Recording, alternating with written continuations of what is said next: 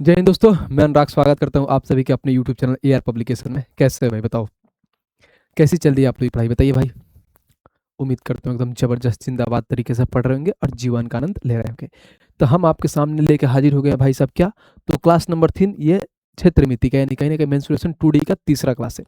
Already हम 2 classes करा दी हैं। जो भाई लोग नहीं देखे हैं जाइए चैनल पे, प्लेलिस्ट के सेक्शन में जाइएगा तो वहाँ पे रेलवे फाउंडेशन बैच का एक प्लेलिस्ट मिलेगा आपको, और उसमें टोटल जितने भी टॉपिक हुआ है एक एक करके मैंने पढ़ाया है। ठीक है, उसी में आपको 2 क्लासेस इसमें मिल जाएगा मेंस्ट्रुएशन 2D का। और आज है हमारा भाई साहब तीसरा क्लास। ऑलरेडी भाई साहब इसमें कितने क्लास होने वाले हैं, तो 4 क्लासेस में टोटल हम लोग क्या करेंगे, मेंस्ट्रुएशन 2D का खात्मा कर देंगे। तो ये तीसरी क्लास है, एक और क्लासेस कल आपको आ जाएंगी और कंप्लीट हो जाएगा हमारा मेंस्ट्रुएशन 2D। फिर शुरू करेंगे वैसे ही अपना मेंस्ट्रुएशन 3D, और मेंस्ट्रुएशन 3D के भी हर एक चीज़ों को अच्छे से हम कंप्लीट करेंगे। ठीक है भाई, बाकी अगर आप चैनल पर नए हैं तो चैनल को सब्सक्राइब कर दीजिए और इस वीडियो को हर जगह पे शेयर कर दीजिए। ठीक है भाई, देखो पिछले में बता दूं तो पिछले 2 क्लासेस में हमने क्या क्या कंप्लीट किया। तो पहले क्लासेस में मैंने कंप्लीट किया पढ़ाया भाई आपको, तो ट्रायंगल पढ़ाया था। पहले क्लासेस में पूरा ट्रायंगल पढ़ाया था। और दूसरा क्लासेस में क्या पढ़ाया था आप लोग खुद कमेंट करके बता दो, क्योंकि भाई साहब आप लोग तो पढ़े हैं।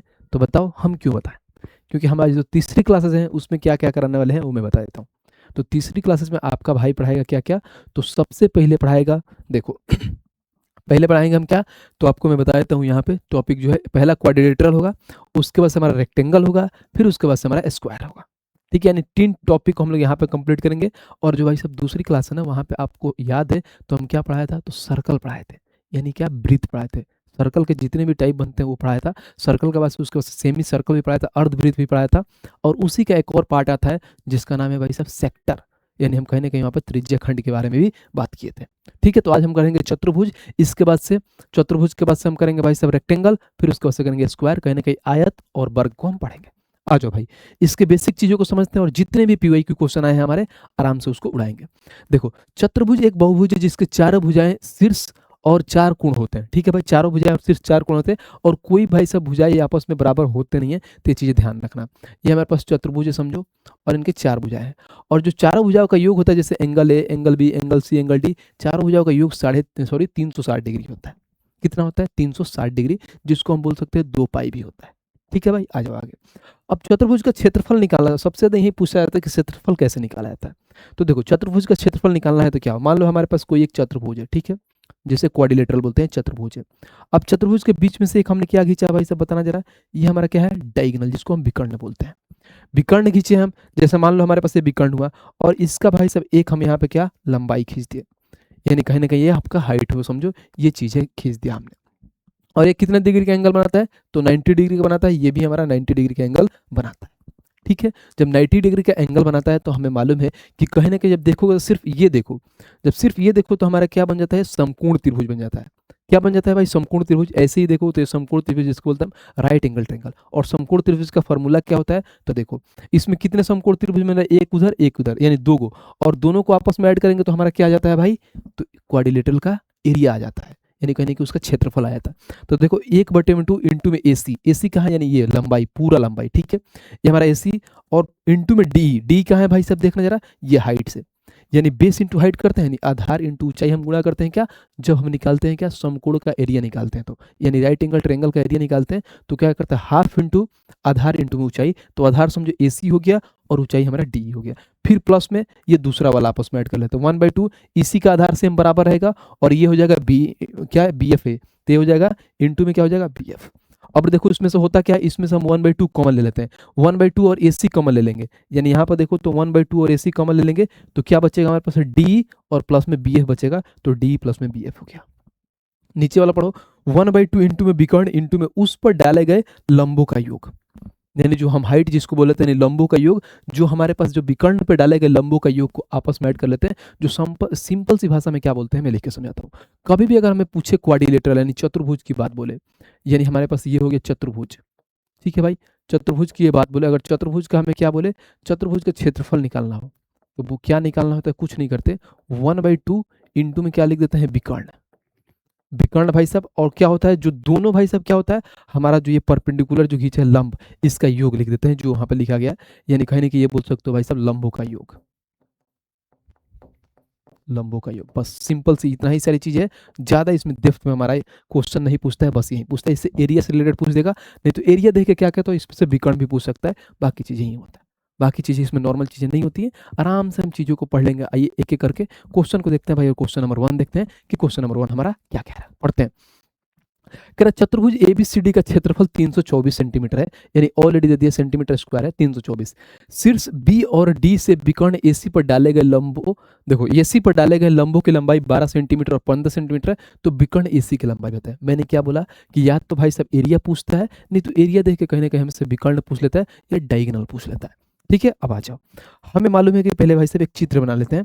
ऐसे ही चतुर्भुज का एक चित्र बना लेते हैं। मान लो हमारे पास ये हो गया भाई, ये चतुर्भुज हो गया, कोई दिक्कत नहीं है, हम आराम से इसको उठा के यहाँ ले लेते हैं। ठीक है, ये हो गया हमारे पास। अब बोला क्या है, देखो आराम से देखो, ए बी सी डी है हमारे पास, ए बी सी डी, यानी ए हो गया ये हमारे पास, उसके बाद ये हमारे पास बी हो गया, ये हमारे पास कैसे लिखूँ, ए बी सी डी ऐसे लिखता हूँ ताकि हमारे पास वो विकर्ण डालने में आसानी होगा।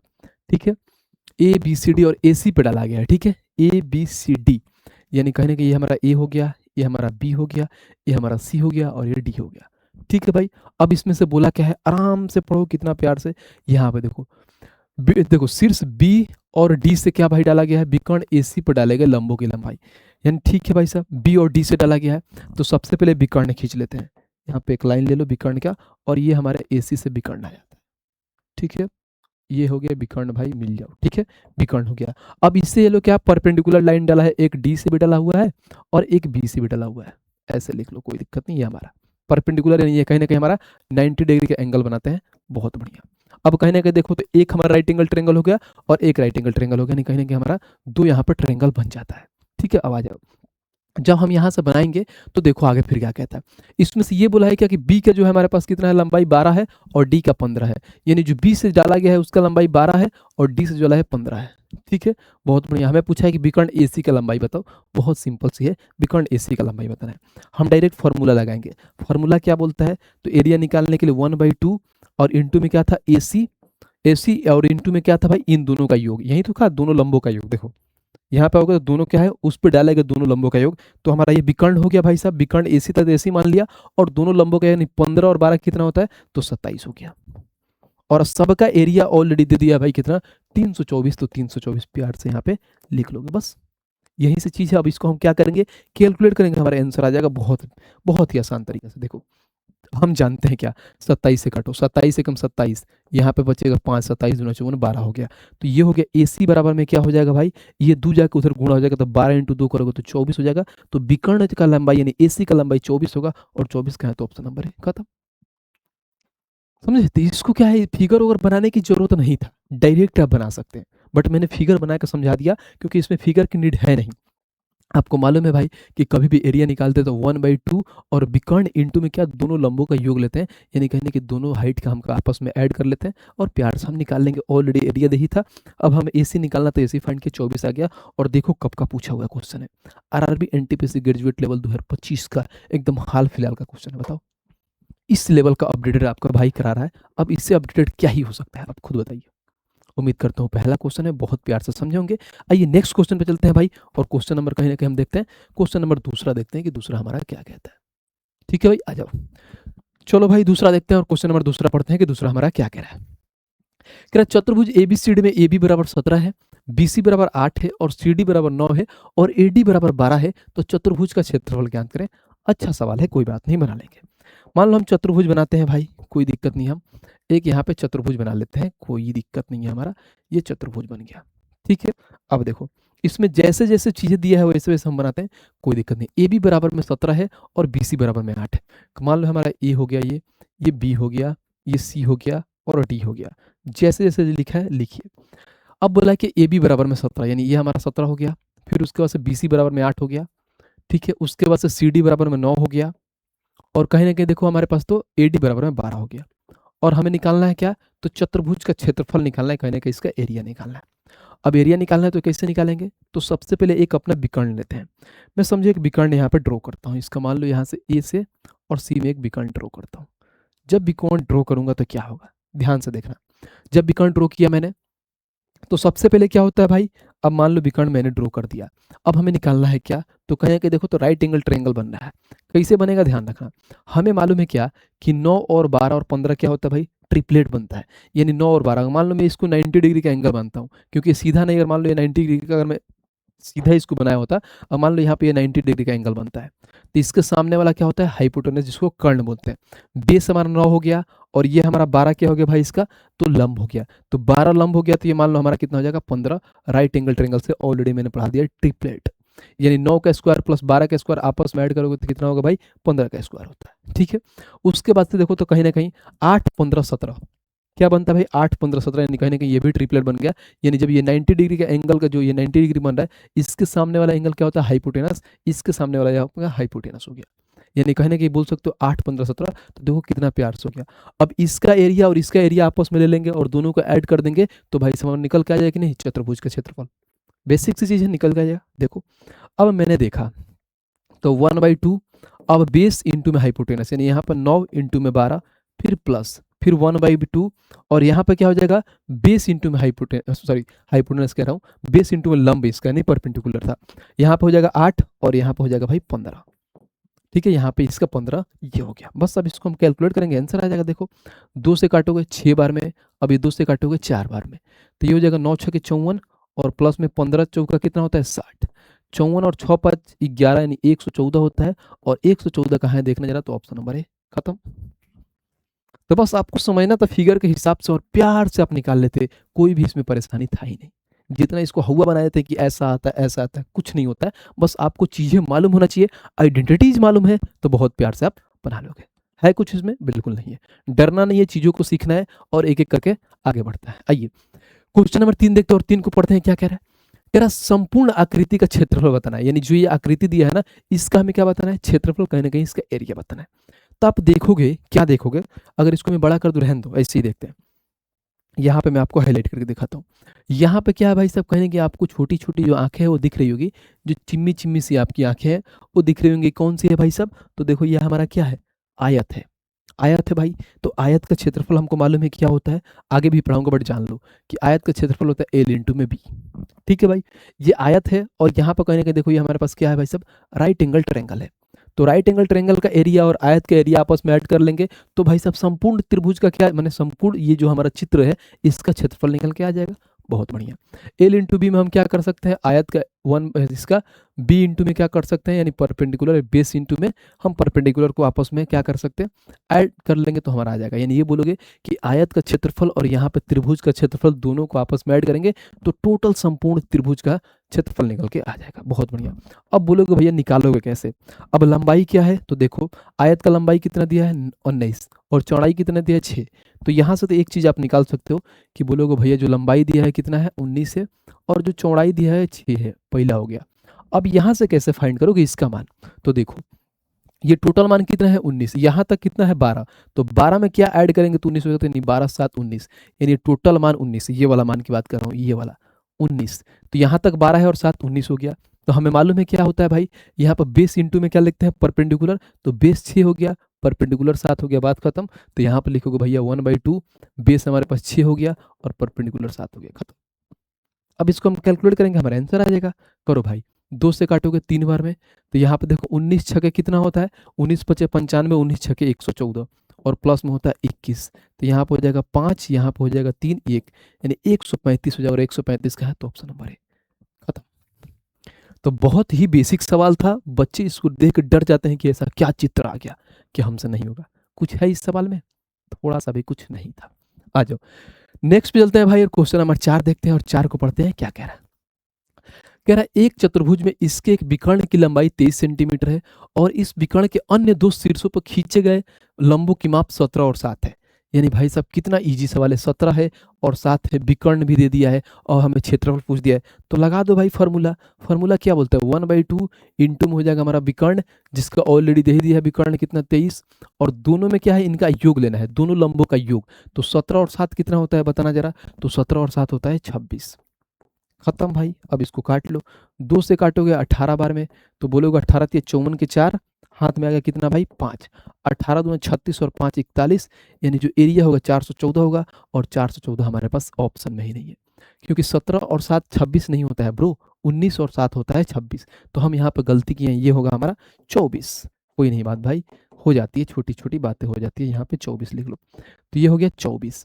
जब ये 24 हो गया तो यहाँ से काटो भाई, 2 से काटो 12 बार में, 12 3 36 के 6 हाथ में 3, 12 दूनी 24 और 3 कितना होता है 27, यानी 276, और 276 ऑप्शन नंबर ए, खत्म। तो है इसमें कुछ बिल्कुल नहीं है, बहुत बेसिक सी चीज आती है जो आराम से आप बना लोगे, बस इसका फार्मूला मालूम होना चाहिए, बाकी कुछ नहीं है। ठीक है भाई, आ जाओ। चीजें अगर आपको समझ में आ रही है तो वीडियो को लाइक करना है भाई, और चैनल को सब्सक्राइब करते रहना है। अब शुरू होता है भाई टाइप नंबर 5, जिसको हम बोलते हैं आयत यानी रेक्टेंगल। यानी हम क्या पढ़ेंगे भाई साहब, आयत और रेक्टेंगल अच्छे से पढ़ेंगे। जितने भी सारे क्वेश्चन आए हैं प्यार से हम एक एक करके सॉल्व करेंगे। आ जाओ, सबसे पहले इसके बारे में जान लेते हैं कि भाई साहब आयत होता क्या है। आइए भाई साहब, बहुत प्यार से समझेंगे, कोई दिक्कत नहीं होगा। जब मैंने यहाँ पे आयत बनाया, ठीक है भाई, ये हमारा आयत हो गया। अब क्या क्या होता है समझो। आयत में होता क्या है कि भाई साहब जो ये होता है ना, इसके चारों जो एंगल होता है वो 90 डिग्री के बराबर में होता है, पहली बात। ठीक है भाई, और आयत के आमने सामने वाले भुजाएं क्या होते हैं, आपस में बराबर होते हैं।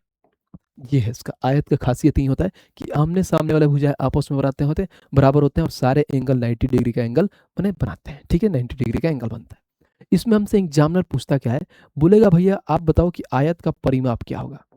यानी आयत का परिमाप की बात बोले, नहीं आयत का परिमाप में पूछूं तो परिमाप क्या होगा, यानी पेरीमीटर। तो भाई साहब मान लो मैं साइड इसका कुछ मानता हूँ, समझो साइड हमारा क्या है, तो इसका साइड में ऐसा मानता हूँ ये हमारा एल है और ये हमारा बी है। तो देखो परिमाप क्या होता है भाई, तो परिमाप ये होता है कि समझो आपने यहाँ से चलना शुरू किया, यहाँ से यहाँ, यानी पूरा ऊपर ये सारे चीज़ें जो इसको कवर किया जाता है, यानी सारे परिमाप यही तो हुआ कि यहाँ से आप यहाँ से गए, तो ये एल इंटू यहाँ पे हो गया एल बी। मान लो एक लंबाई यहाँ चलोगे, एक लंबाई यहाँ चलोगे, तो बोलोगे भैया 2 लंबाई, यानी 2 बार हम लंबाई चलेंगे, तो ऐसे बोलोगे 2 लंबाई हम चलेंगे। फिर प्लस एक यहाँ पर ब्रेथ यहाँ पे चलोगे, एक ब्रेथ यहाँ पे चलोगे, तो 2 बी चलोगे। तो इसी को हम बोलते हैं 2 कॉमन ले लेंगे तो एल प्लस में बी होता है। ये हमारा क्या निकल के आ गया बताना जरा। तो ये है भाई हमारा आयत का, क्या है आयत का, तो आयत का परिमाप होता है। पहली चीज हमने निकाल लिया आयत का परिमाप। अब एक और चीज होता है, अब वो बताओ कि आयत का भाई क्या होता है। तो आयत का विकर्ण क्या होता है, हमसे ये पूछ दे कि आयत का विकर्ण। अब आयत का विकर्ण समझ लो भाई कि आयत का विकर्ण क्या होता है। तो विकर्ण निकालने के लिए हम फॉर्मूला डायरेक्ट लिखते हैं, तो क्या होता है under score L square plus में बी स्क्वायर। बोलो भैया समझा दो कैसे लिख दिया। तो हम सबसे पहले मान लो यहाँ पे एक विकर्ण ड्रॉ कर लेते हैं। जब यहाँ पे एक विकर्ण ड्रॉ करेंगे ना भाई, देखो यहाँ से इसको मिलाओ। जब यहाँ पर विकर्ण ड्रॉ करोगे तो कहने के जब 90 डिग्री का एंगल बनता है तो देखो एक राइट एंगल ट्रायंगल बनता है। राइट एंगल ट्रायंगल बन गया कि नहीं, एकदम चीज़ों को प्यार से समझना भाई, बहुत आसान से। कहीं ना कहीं देखो तो ये राइट एंगल ट्रायंगल बन गया। राइट एंगल ट्रायंगल बन गया, 90 डिग्री के सामने वाला हाइपोटेनस हो जाता है, यहाँ पर लग जाएगा पाइथागोरस। यानी कहीं ना कहीं हमारे पास मान लो ये हो गया परपेंडिकुलर, ये हो गया बेस। तो परपेंडिकुलर के स्क्वायर प्लस में बेस का स्क्वायर करेंगे तो हाइपोटेनस का स्क्वायर आता है, जो मैंने डायरेक्ट लिख दिया है। तो यहाँ पर लिख भी सकते हो क्या कि भैया अंडर रूट में हो जाएगा एल स्क्वायर प्लस में बी स्क्वायर। ये तो बचपन से पढ़ते हैं भाई साहब, क्या भाई साहब पाइथागोरस, कि हमेशा अगर हाइपोटेनस का स्क्वायर निकालना होता है तो एच बराबर में होता है under square P square plus में बी स्क्वायर। ठीक है कोई दिक्कत, कुछ दिक्कत नहीं है, बहुत बेसिक सी चीज़ है। तो हमने ये चीज़ें समझ लिया भाई, कोई बात नहीं, इसको हम यहाँ पे पहले इसको यहाँ पे कर देते हैं। ठीक है, 2 चीज़ें समझ गया। अब एक और चीज़ आती है जो आपको जाननी है, और वो हमारा क्या है, 2 चीज़ें समझ गया। और तीसरा होता है भाई, बोलोगे भैया आयत का हमें क्या पूछता है, तो आयत का एरिया पूछता है, जिसको हम हिंदी में बोलते हैं आयत का क्षेत्रफल। यानी कहीं ना कहीं रेक्टेंगल का हमें एरिया निकालना है। तो क्षेत्रफल क्या होता है, बहुत ही बेसिक चीज़ है। एक बार इसके लंबाई को और एक बार इसका चौड़ाई को गुणा कर दो तो बोलोगे भैया एल इंटू बी होता है, जिसको हम बोलते हैं आयत का क्षेत्रफल। बस बात खत्म। तो ये इसकी सारी बेसिक चीज़ें हैं, बाकी इसमें कुछ है नहीं। जब हम घना पढ़ेंगे तो क्या वो 3D फिगर होता है या 2D फिगर होता है, तो हम जितना 2D में पढ़ना होता है उतना पढ़ते हैं। घना में और सारी चीज़ें पढ़ते हैं, जिसमें इसमें एच यानी हाइट भी ऐड हो जाता है। ठीक है भाई, यहाँ तक कोई दिक्कत परेशानी हो तो बताइए। बिल्कुल बेसिक, बहुत सारी बेसिक चीज़ें, इसमें थोड़ा सा भी आपको दिक्कत परेशानी नहीं हुआ होगा। ठीक है भाई, अब आइए इस पे एक एक करके क्वेश्चन करेंगे, फिर आपको चीज़ें और बेटर समझ में आएगी। आ जाओ भाई। ठीक है भाई, आ जाओ यहाँ पे। यही सारी चीज़ें मैंने लिख के लाया है, कोई दिक्कत नहीं, मैंने बहुत अच्छे से समझा दिया है, तो आपको वहाँ तक चीज़ें समझ में आ गई होगी। ठीक है, इसमें बस एक एक्स्ट्रा चीज़ें दे रखा है ना। अगर मान लो हमसे ये पूछ दे, जैसे मान लो इसमें होता क्या है कि एक रेक्टेंगल मैंने यहाँ से ड्रॉ कर दिया और एक रेक्टेंगल यहाँ से ड्रॉ कर दिया, तो देखो इसमें कितने त्रिभुज बनते हैं। एक यहाँ बन गए, एक यहाँ बन गए और एक यहाँ बन गया, यानी टोटल 4 त्रिभुज इसमें बनते हैं। तो वहीं अगर मान लो इसमें ये पूछ दे हमसे, देखो इसी में किसी एक का पूछ दे, मान लो ट्रायंगल बीओसी। अब ट्रायंगल बीओसी कहाँ है भाई, देखना जरा। तो ये इसका मान लो मान पूछ दे, हमें इसका मान पूछ दे, तो कुछ नहीं करते हैं, ए बी बट्टे में 4। ए बी बट्टे 4 यानी मान लो हमको इसको एल मानते हैं, इसको हम बी मानते हैं, तो ऐसे बोल सकते हो भैया एल बी बट्टे में 4 होता है कुछ। यानी कहीं ना कि दोनों साइड को आपस में गुणा करके और डिवाइड बाई 4 कर दोगे, तो एक जो रेक्टेंगल है उसका हमें एरिया निकल के आ जाएगा। सॉरी, रेक्टेंगल कर रहा हूँ, त्रिभुज यानी ट्रायंगल का एरिया निकल के आ जाएगा। ये बहुत रियर केस में पूछता है, उतना डीपली नहीं जाता है, नॉर्मल सी चीजें पूछता है जो आप प्यार से बना लोगे। आ जाओ भाई, क्वेश्चन नंबर 5 देखते हैं और 5 को पढ़ते हैं। क्या कह रहा है, कह रहा है एक आयत भूखंड का विकर्ण और एक भुजा क्रमशः 65 मीटर और 63 मीटर है, तो आयत भूखंड का परिमाप बताओ। अभी मैंने बताया था कि भाई साहब इसका कहीं ना कहीं क्या साइड दे दिया, हमें परिमाप पूछा है। तो आप तो डायरेक्ट बना सकते हो भाई कि परिमाप का मैंने फॉर्मूला क्या बताया था। तो परिमाप के भैया बोलोगे कि भैया आपने क्या इसमें क्या बोला कि आयताकार भूखंड का हमें क्या बताना है, परिमाप बताना है। यानी परिमाप क्या होता है, 2 इंटू में एल प्लस बी बताना है। कोई बात नहीं, पूरा प्यार से समझाते हैं। पहले हम एक आयत बनाते हैं। जब यहाँ पे आयत आप बनाओगे, ये हमारा आयत हो गया। ठीक है भाई, इसमें बोला है कि एक आयताकार भूखंड का विकर्ण और एक भुजा क्रमशः 65 और 63 दिया, यानी कहीं ना कहीं एक जो विकर्ण है ना भाई वो 65 दिया है। तो विकर्ण एक ड्रॉ कर लो यहाँ से, यानी ये विकर्ण हम ड्रॉ कर लिए। ठीक है भाई, कोई बात नहीं, आराम से हम समझ ले, विकर्ण हम ड्रॉ कर लिए। अब इसमें से जो विकर्ण बोला है, विकर्ण कितना दिया है 65 और ये 63 दे दिया है भाई हमारा, यानी भुजा एक 63 दे दिया है। तो मान लो इसमें विकर्ण एक क्या मान लेता हूँ भाई 65 और इसका एक भुजा मैंने 63 मान लेता हूँ। ऑलरेडी दिया है क्या, आयताकार भूखंड और एक भुजा हमारा 63 दे दिया है। ठीक है, अब आपको मालूम है कि एक भुजा यहाँ पे 63 दे दिया है और विकर्ण दे दिया है, और ये हमेशा 90 डिग्री का एंगल बनाता है। ठीक है, तो कहीं ना कहीं हमें लंबाई दे दिया है भाई, हमें क्या निकालना है, चौड़ाई। अगर मान लो हमें चौड़ाई यहाँ निकालना है तो कैसे निकालेंगे, समझना। अगर मान लो इसका हमें मान निकालना है तो क्या करेंगे, हम यहाँ पे लगाएंगे पाइथागोरस। तो पाइथागोरस क्या होगा, यानी कहीं हाइपोटेनस दे दिया है और यहाँ पे बेस दे दिया है, हमें परपेंडिकुलर निकालना है। तो हमें मालूम है कि पी हमेशा निकालते हैं तो क्या करते हैं, तो हाइपोटेनस का स्क्वायर में से बेस का स्क्वायर घटाते हैं। ठीक है भाई, अब देखो डायरेक्ट निकालो। हमें मालूम है कि एच का स्क्वायर यानी 65 का स्क्वायर में से हम क्या घटाएंगे भाई, तो 63 का स्क्वायर घटाएंगे। ठीक है भाई, बहुत बढ़िया। बहुत ऐसे बच्चे ऐसे करेंगे कि 65 का स्क्वायर लिखेंगे, बहुत आसान है 65 का स्क्वायर लिखना, क्योंकि आपको मालूम है कि 50 25 6 25 30 यानी 7 6 के 42, यानी कितना होता है भाई 42 25 होता है। बट मैं ऐसे आपको नहीं समझाऊंगा, समझना। अगर आप पढ़े हो गए आराम से तो बेसिक चीज़ क्या बोलता है, ए स्क्वायर माइनस बी स्क्वायर है। तो ए स्क्वायर माइनस बी स्क्वायर का निकालने का क्या होता है तरीका, तो ए प्लस बी और इंटू में ए माइनस बी। तो पहले एक बार जोड़ लेते हैं और एक बार घटा के आपस में गुणा करेंगे तो मान निकल के आ जाएगा। जोड़ लो तो ये हो जाएगा 8 और ये हो जाएगा 6 6 12 यानी 128। एक बार जोड़ लो एक बार घटा लो यानी 2 होगा। अब जब ये दोनों को आपस में गुणा करोगे ना भाई तो 256 होता है। और 256 कहीं ना कहीं 16 का क्या होता है भाई, स्क्वायर हो जाता है 256, यानी रूट से बाहर निकलेगा तो 16 आ जाएगा। तो बोलोगे जो भैया ये हमारा जो मान मैंने माना था ये 16 हमारा आ गया। अब हमसे बोला क्या है, तो परिमाप बोला है, और परिमाप का फॉर्मूला क्या होता है, सबको मालूम है कि परिमाप यानी पेरीमीटर निकालना है। तो बोलोगे भैया 2 इंटू एल प्लस में बी होता है, बस 2 कर देंगे, एल प्लस में बी करना है। तो एल ये है हमारे पास बी है, यानी 6 और 3 कितना होता है 9 और ये 7 हो गया। तो ये हो गया भाई सब 9 दूना 18, हाथ में 1 7 दूना 14 1 15, यानी 158 मीटर हो जाएगा। और 158 मीटर कहाँ है भाई, तो ऑप्शन नंबर ए खत्म। इतना प्यार प्यार से कोई समझाएगा, देख लो कितना प्यार से, हमें भी लग रहा है कि हम कुछ ज़्यादा ही प्यार से समझा रहे हैं कि एक एक चीज़ को कितना बारीकी से आराम से लिखते लिखते चीज़ों को हम बना रहे हैं। आ रहा है मजा, ये है चीज़ है। बस एक बार कॉन्सेप्ट पढ़ो और इतना प्यार से बना लोगे ना कि क्वेश्चन भी शर्मा जाएगा कि वाह भैया क्या बताया है आपने। ठीक है, आ जाओ नेक्स्ट पे चलते हैं भाई, और क्वेश्चन नंबर हम आगे देखते हैं। क्वेश्चन नंबर 6 को पढ़ते हैं कि 6 हमारा क्या कह रहा है। कह रहा है एक आयत का क्षेत्रफल एक वर्ग के क्षेत्रफल के बराबर है। बहुत बढ़िया, कोई दिक्कत नहीं है, समझ गया। फिर बोला है जिसका विकर्ण कितना है, 4 रूट से है। किसका विकर्ण, यानी कहीं ना कहीं एक आयत का क्षेत्रफल एक वर्ग के क्षेत्रफल के बराबर है, यानी कहीं ना कहीं वर्ग का विकर्ण है, ध्यान रखना। बोला यदि आयत की लंबाई और चौड़ाई 4:3 है तो आयत का परिमाप ज्ञात करो। यानी कहने की आयत का पेरीमीटर निकालना है, बहुत प्यार से निकाल लेंगे। पहले 2 चीज है तो उसका हम यहाँ माना लेते हैं। पहला क्या है भाई, एक वर्ग है हमारे पास, एक आयत है, ठीक है, ये आयत बन गया। और एक देखोगे तो हमारे पास क्या है, वर्ग है, यानी ये हमारा वर्ग हो गया। तो बोला है क्या कि इसका क्षेत्रफल आपस में बराबर है, और जो विकर्ण दिया है वर्ग का ना वो 4√6 दिया है। तो हमें मालूम है भाई कि वर्ग का विकर्ण क्या होता है, हम शुरू से पढ़ते हैं कि √2a बराबर में होता है भाई क्या, 4√6, यानी यहाँ मान दे दिया है। यानी हमें विकर्ण मालूम है कि वर्ग का विकर्ण होता है √2a। तो जब हम यहाँ पर मान निकालेंगे तो a का मान निकालेंगे तो 4√6 और बट्टे में आ जाएगा √2। √2 इसको काट देगा भाई साहब, तो बराबर में हो जाएगा 4√3, यानी √2 इसको 3 बार में काट देगा, यानी जो a का मान आ जाएगा क्या हमारा आ गया भाई साहब, कहीं ना कहीं 4√3। अब क्वेश्चन पढ़ो जो जैसे जैसे बोला है क्या, एक आयत का क्षेत्रफल है एक वर्ग के क्षेत्रफल के बराबर में है। तो हमारे पास ये आ गया। अब बोलोगे भैया कि वर्ग का क्षेत्रफल होता क्या है, यानी आयत का क्षेत्रफल इक्वल टू में वर्ग का क्षेत्रफल। तो आयत ये हमारा एल हो गया, ये बी हो गया। तो आयत का क्षेत्रफल क्या होता है, एल इंटू में बी, और वर्ग का क्षेत्रफल क्या होता है, तो ए स्क्वायर होता है। ये चीज़ें आगे भी पढ़ेंगे, बट आपको मालूम होना चाहिए, बहुत बेसिक चीज़ें बचपन से पढ़ते आ रहे हैं, बट फिर भी मैं स्क्वायर आगे पढ़ाऊंगा तो बहुत अच्छे से आपको समझ में आएगा। देखो एल इंटू बी हो गया यहाँ पे। अब देखो एल इंटू बी हमें ऑलरेडी नहीं मालूम है, तो लिख लो एल इंटू बी, और ए स्क्वायर दिया है, यानी 4√3 दिया है। तो हम जानते हैं कि 4√3 का स्क्वायर करोगे तो 4 का स्क्वायर 16 होता है, और √3 का स्क्वायर करोगे तो 3 हो जाएगा, तो 16 या 48 हो जाएगा। तो एल इंटू बी का मान 48 आ गया है।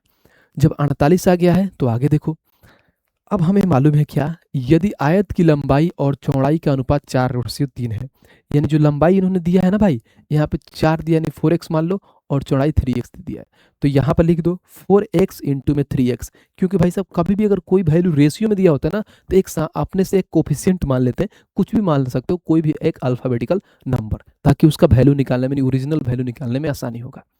तो हमें मालूम है ये 48 हो गया, बहुत बढ़िया। अब बोलोगे भैया कि ये 4 3 12 एक्स स्क्वायर हो जाएगा, और बराबर में ये 48 हो जाएगा।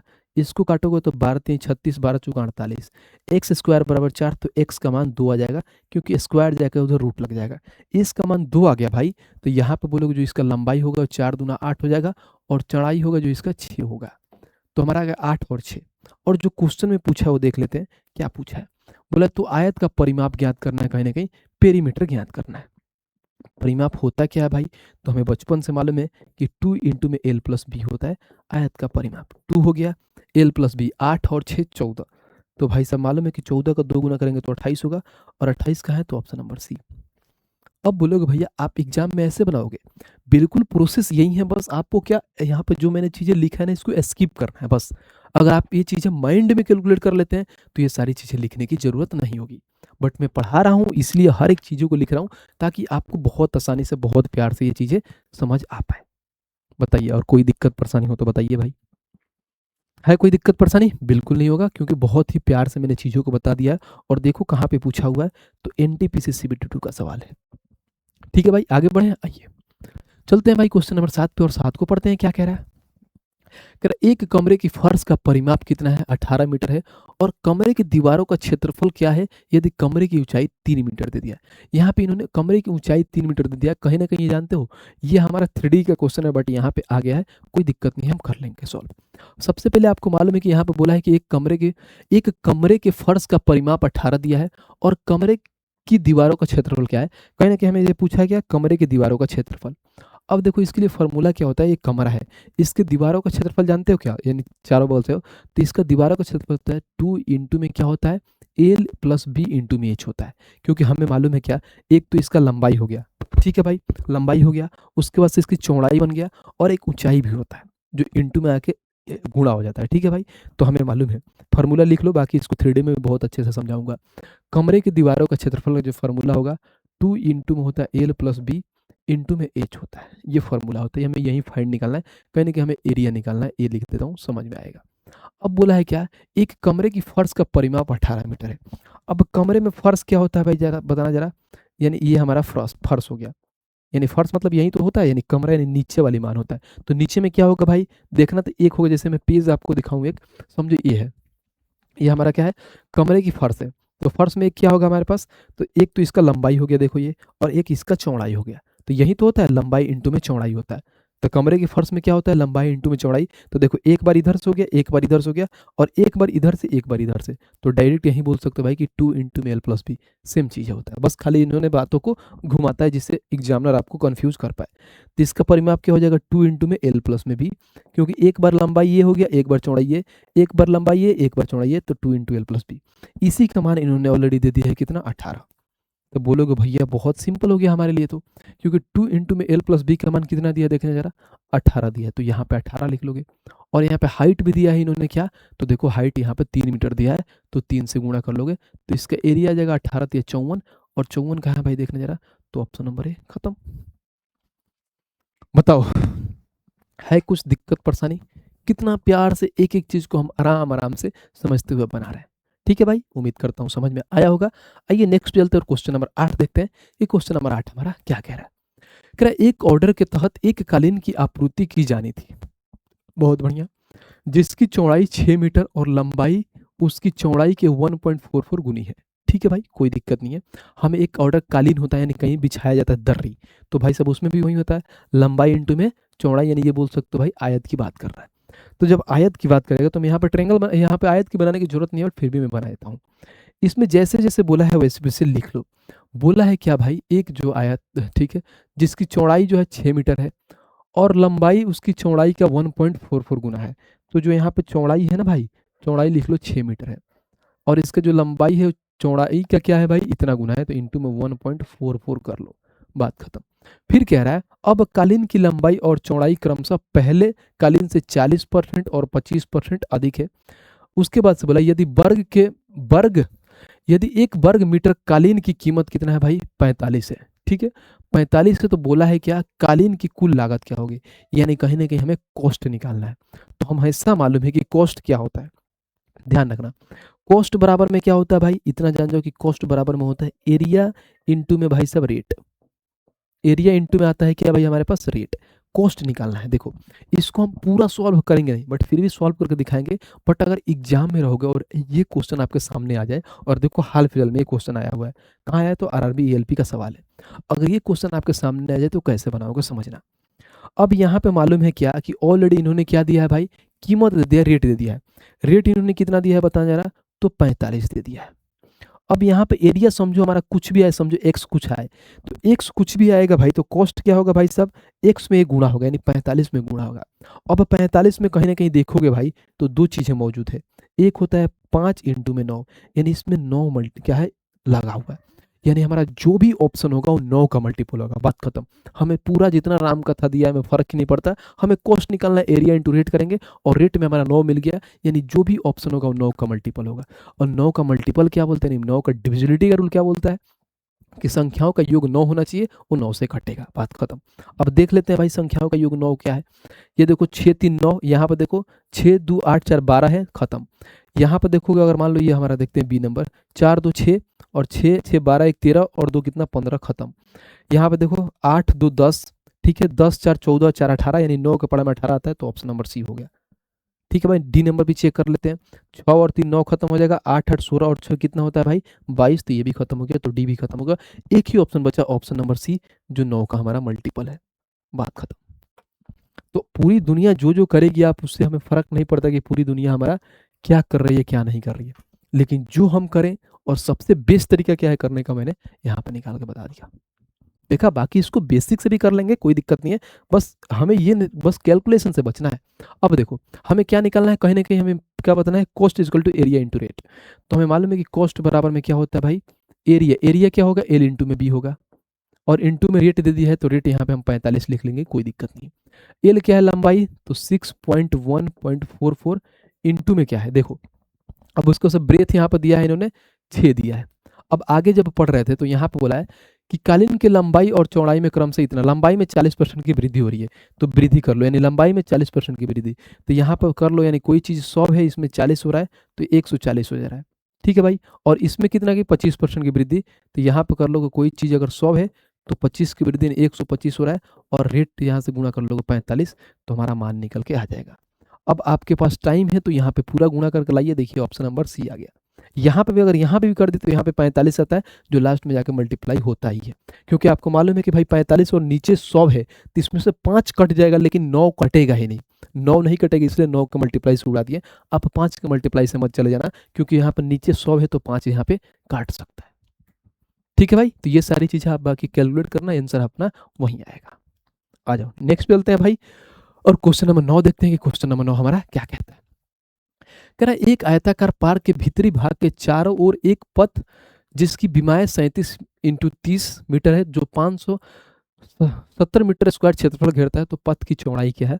सबसे पहले ये भाई साहब बहुत ही ट्रेंडिंग सवाल होता है, हमेशा पूछता है एग्जाम में, इसी रिलेटेड हमेशा पूछता है। अगर मान लो कोई पार्क है, अगर पार्क के बीचों में बीच बीच में रास्ता बना दिया जाए, या पार्क के बाहरी बना दिया जाए, पार्क के अंदर बना दिया जाए, उस केस में जो रास्ता हमने बनाया है, यानी कहीं ना कहीं ये बोल सकते हैं जो रास्ते में हमने कुछ भी वहाँ पे लगाया है, बाड़ भी लगाया है, कुछ भी लगाया है, तो उसका या क्या क्षेत्रफल क्या होता है, ये पूछ सकता है। उसमें कॉस्टिंग कितना लगा है, ये सब पूछ सकता है। तो पहले इस रास्ते वाले के कॉन्सेप्ट को समझते हैं, फिर एक एक करके क्वेश्चन को बनाएंगे। आ जाओ, अगर कॉन्सेप्ट की बात करें तो क्या होता है, पहले यहाँ पर डिस्क्राइब करता हूँ और बताता हूँ एक एक चीज़ को। अच्छे से देखना, प्यार से देखना। 3 टाइप बनता है। पहला टाइप क्या होता है, पहला टाइप ये हमारा, मान लो ये हमारे पास आयत हो गया। अब ये क्या है, आयत है। अब इसके अंदर हमें क्या बन रहा है भाई, इसके अंदर भी एक मान लो हम रास्ता बनाते हैं, कुछ हमें एक अंदर रास्ता बनाना है, नहीं इसके अंदर से एक रास्ता बन गया, अंदर की तरफ से रास्ता बन गया। तो हमसे ये पूछ सकता है क्या कि इसका हमें ये बता दो, क्या पूछ सकता है भाई, ये दिखेगा, ये हमसे इसका एरिया पूछ देगा, यानी जो हमारे पास येलो से घिरा हुआ है इसका हमें एरिया पूछेगा, नहीं कहीं ना कहीं पाथ की क्षेत्रफल पूछेगा, तो क्या होगा। तो यहाँ पर सीधी सी बात है, आप लिखोगे यानी पाथ की क्षेत्रफल, यानी एरिया ऑफ पाथ की बात बोलूँ मैं, डायरेक्ट इंग्लिश में ही लिख देता हूँ, आपको समझ में आएगा। एरिया ऑफ पाथ, ठीक है भाई, एरिया ऑफ पाथ। तो डायरेक्ट इसका फॉर्मूला होता है, याद रख लेना। अगर मान लो ये हमारा एल हो गया, ये हमारा बी हो गया, अगर अंदर की बनना है तो ये भी एक्स हो रहा है, इधर से भी एक्स यहाँ पे घट रहा है, तो डायरेक्ट इसका फॉर्मूला आप याद रखना हमेशा के लिए, ये होता है भाई 2x इंटू में एल प्लस में बी, अंदर की तरफ बनता है तो जो 2x से गुणा किया हो वो यहाँ पे माइनस हो जाएगा, बस ये पहला बनता है। ठीक है, इसको मैं आपको बढ़िया से ये चीज़ें करके दिखाता हूँ। ये हमारा पहला हो गया, ठीक है भाई, ये ए बन गया हमारा पहला। यानी एरिया ऑफ पाथ निकालना हो, अंदर की तरफ की बात बोले, यानी जो हमारा है ना अंदर की, यहाँ पे लिख देता हूँ अंदर की बात बोले तब, कि अंदर की तरफ बने तो। अब एक दूसरा बनता है जिसको बोलते हैं बाहर की तरफ बनता है, यानी ये जो हमारा बन गया भाई, ये एक बन गया।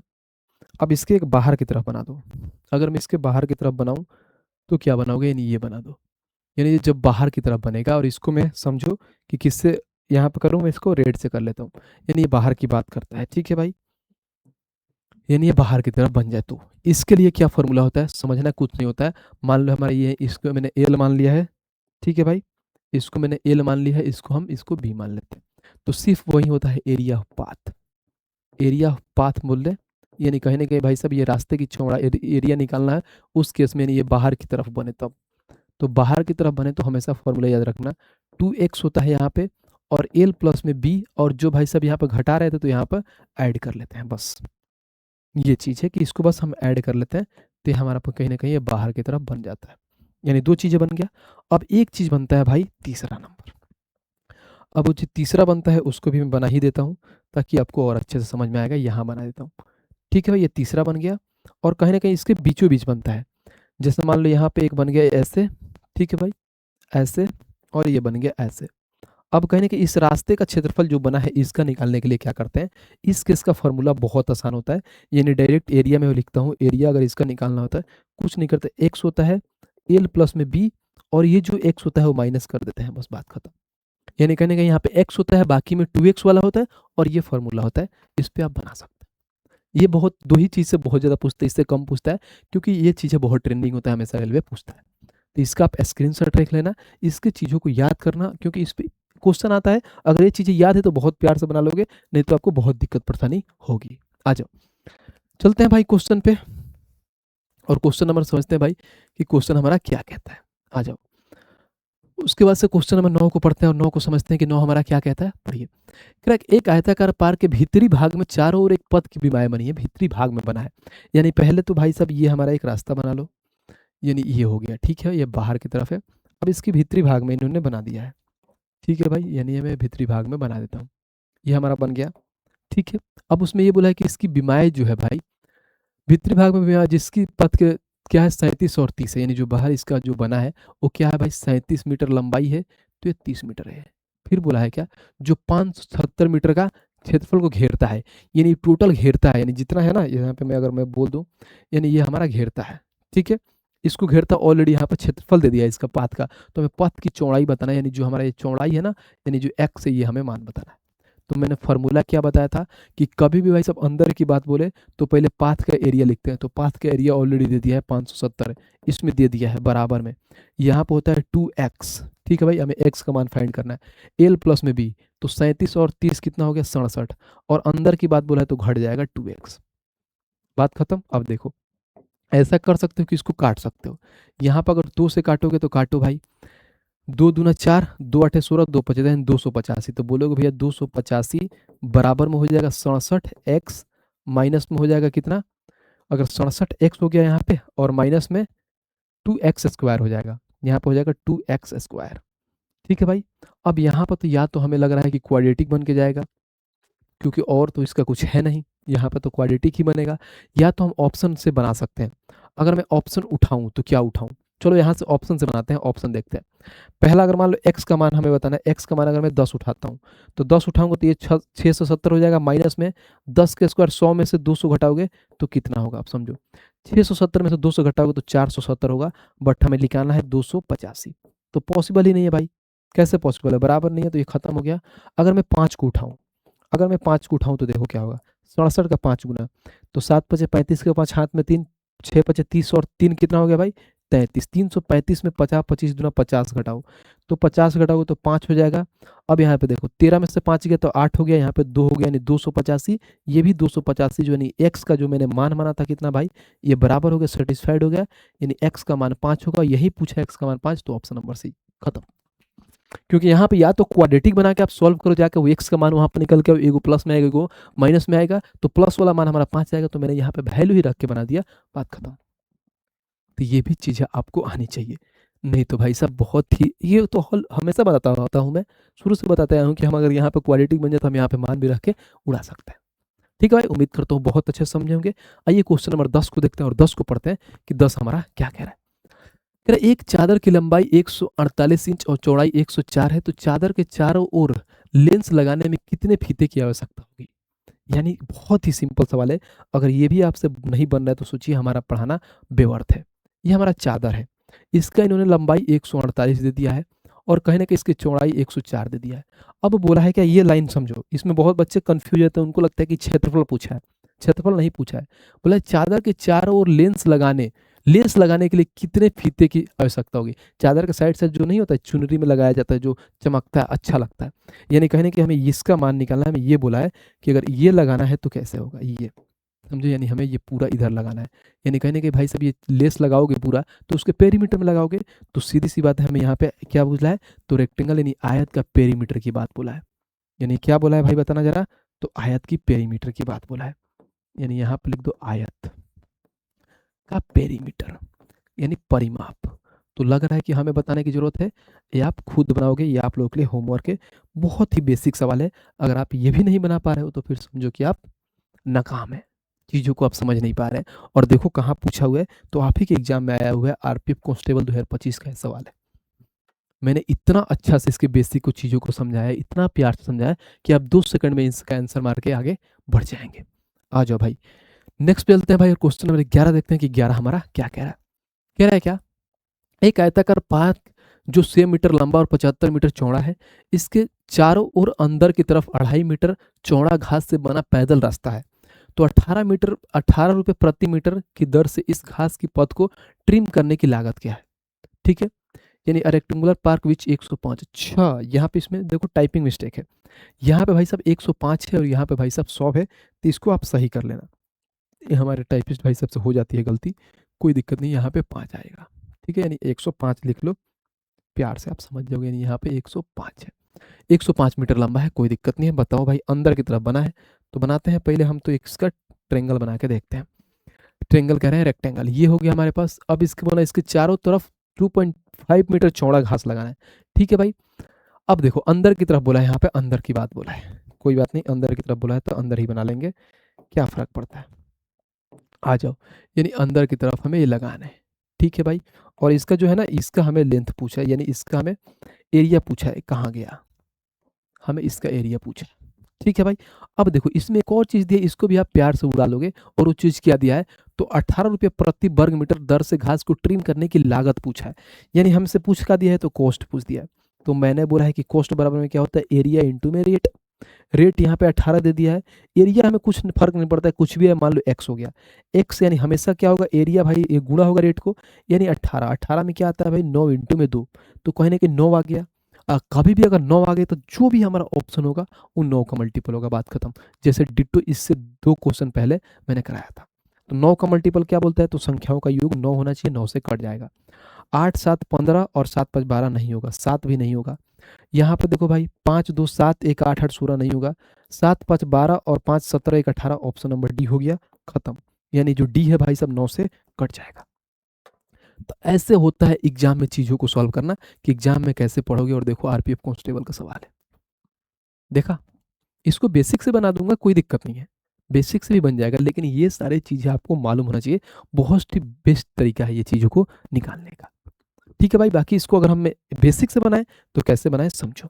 अंदर की तरफ बोला है तो अंदर की तरफ आगे अभी मैंने फॉर्मूला बताया था, ये हमारा एल है, ये हमारा बी हो गया।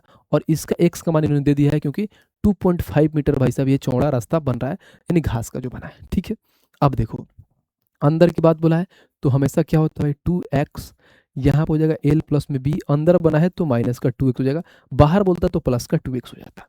2x, एक्स का मान 2.5 है, 2 से गुणा करोगे तो 5 होगा। एल का मान इन्होंने दे दिया है 105, और बी का मान दे दिया है यहाँ पे 75। 105 और 75 कितना होता है, आपस में ऐड करोगे तो भाई 180 होता है। और माइनस में 2x, यानी कहने के 5 यहाँ पे माइनस कर दो। तो हमें मालूम है कि 180 में से 5 घटाओगे 175, 175 इंटू 5 करना है, ठीक है भाई। मान कितना आएगा, 50 25 हाथ में 2 17 25 85 और 2 87, यानी हमारा आ गया एरिया। अब हमें निकालना है क्या, कॉस्ट।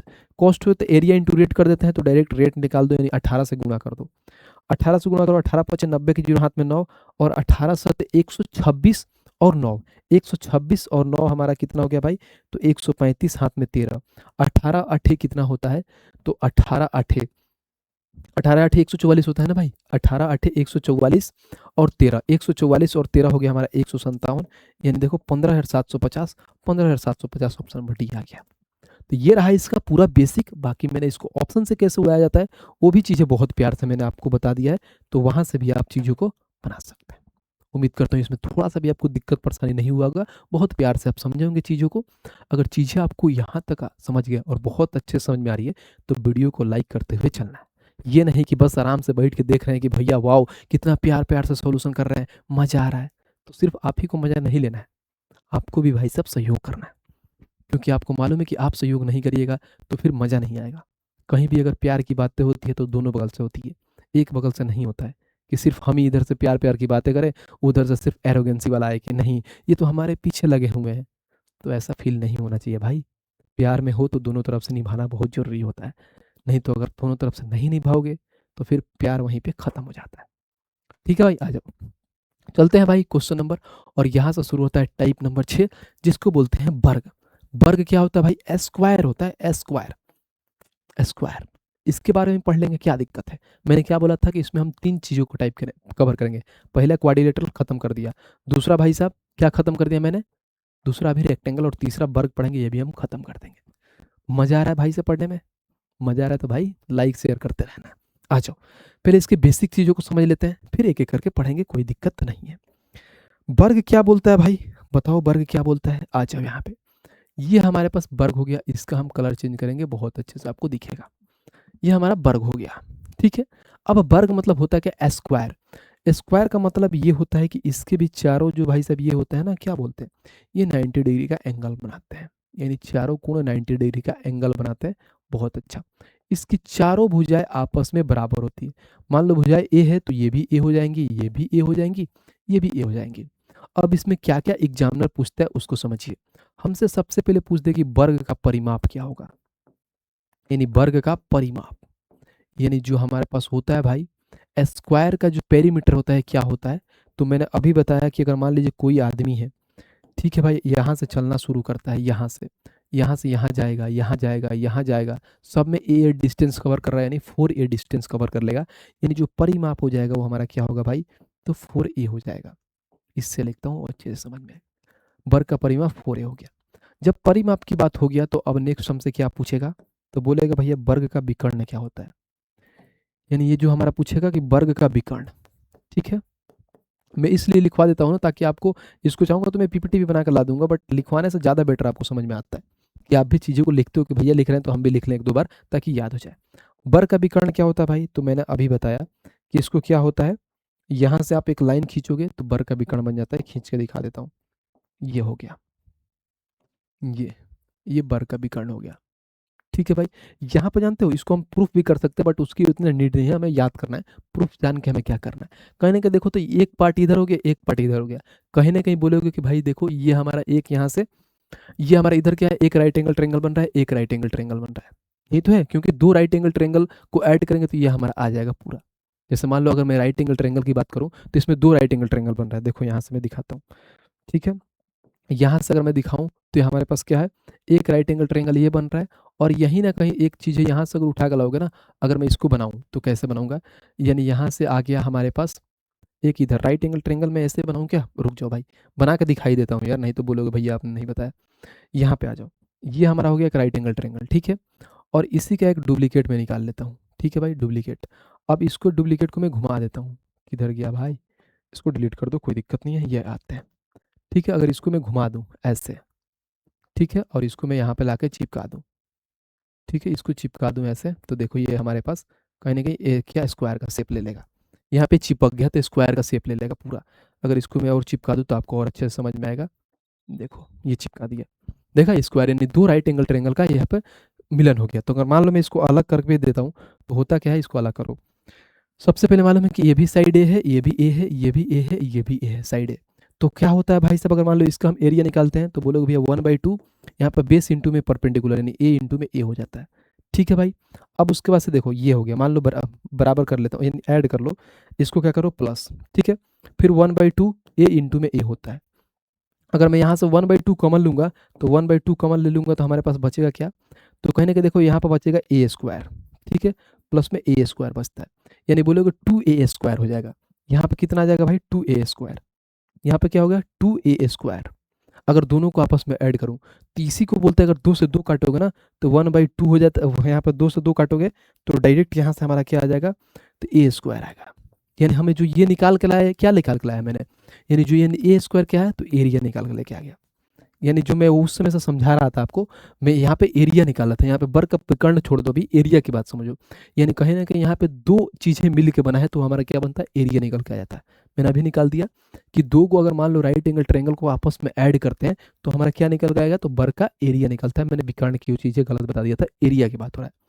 यानी दो राइट एंगल ट्रायंगल को आपस में ऐड करोगे तो वर्ग बनता है, और दोनों राइट एंगल ट्रायंगल का एरिया आपस में ऐड करेंगे तो वर्ग का एरिया निकल के आ जाएगा। अब देखो इसका अगर निकालना है तो क्या निकालते हैं, डायरेक्ट निकाल लेंगे विकर्ण।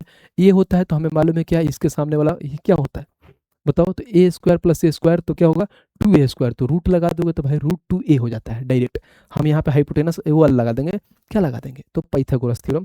तो डायरेक्ट आप बोल सकते हो कि यहाँ पे √2a हो जाता है। यानी जो इसका मान बोलेंगे भाई, ये हमारा √2a आ गया। ये हमारा क्या है, 4a और √a है। और एरिया भी हमने निकाल के यहाँ पे प्रूफ कर दिया, बाकी फिर भी आप एरिया निकाल सकते हो, कोई दिक्कत नहीं है। अब बोलोगे कि वर्ग का हमारे पास क्या है, वर्ग का क्षेत्रफल। यानी वर्ग का क्षेत्रफल निकालना है तो कैसे निकालते हैं, तो a² होता है, जो मैंने प्रूफ करके भी निकाल दिया। एक चीज़ है ये। अगर मान लो एक और चीज़ से निकलता है कि वर्ग का क्षेत्रफल एक और चीज़ से कैसे निकलता है, अगर हमारे पास विकर्ण का मान दे दे, यानी विकर्ण का कभी भी मान दे देना, उस केस में अगर हम वर्ग का क्षेत्रफल निकाले तो कुछ नहीं करते हैं, √2a और बटे में 2 कर देते हैं। एज केस में का, जब हमारे पास विकर्ण का मान दिया हो, यानी बोल सकते हो विकर्ण का मान दिया हो, यानी विकर्ण का मान दिया हो, उस केस में हम डायरेक्ट निकाल सकते हैं कि क्या निकाल सकते हैं, तो भाई साहब हम ये इसका हम एरिया निकाल सकते हैं। यानी वर्ग का एरिया निकालने की बात करें तो ये √2a बटे में 2, क्या, जब हमारे पास विकर्ण का मान दिया है। तो ये इसकी बेसिक सारी चीज़ है जो मैंने प्रॉपर एक एक चीज़ को आराम से प्यार से चीज़ों को लिख दिया। अब आइए इस पे एक एक करके क्वेश्चन करेंगे, बहुत प्यार से आप बना लोगे, ठीक है। आ जाओ, क्वेश्चन देखते हैं भाई, ये सारी चीज़ें जो ऑलरेडी यहाँ पे बता दिया हूँ, इसको आप रख लेना, बात वही है। देखो यहाँ पर अगर विकर्ण निकालना है तो डी स्क्वायर बटे में 2 करते हैं, यानी मैंने डायरेक्ट बता दिया भाई कि √2a बटे में 2 करके वहाँ से निकाल सकते हैं, ठीक है, अगर क्षेत्रफल निकालना होता है तो। आ जाओ आ जाओ, क्वेश्चन नंबर 12 देखते हैं भाई, और 12 को पढ़ते हैं कि 12 हमारा क्या कह रहा है। कह रही एक वर्ग का परिमाप और क्षेत्रफल संख्यात्मक रूप से बराबर है तो वर्ग की भुजा क्या है।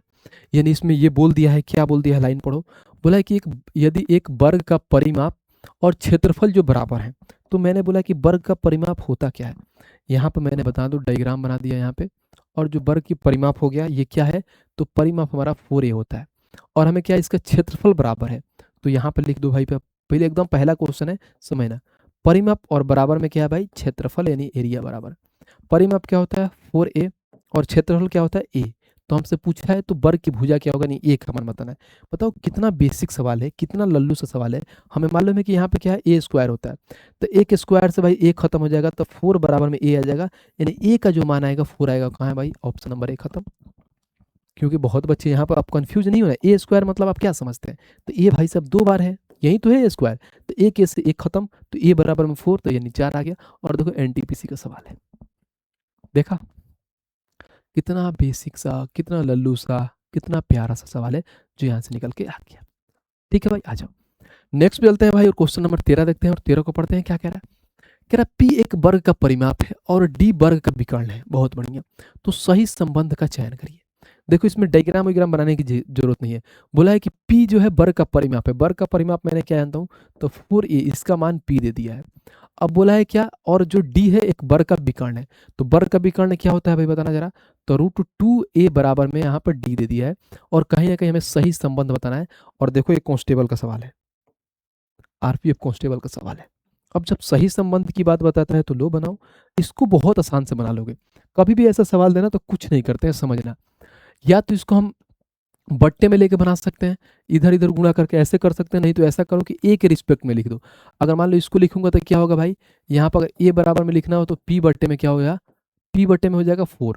अब ए का मान यहाँ पर रख दो तो हो जाएगा √2, ए की जगह पर क्या रखूंगा, सकता हूँ मैं पी बट्टे में 4 बराबर में होता है डी, तो यहाँ पर हो जाएगा √2p बराबर में यहाँ पे 4d हो जाएगा।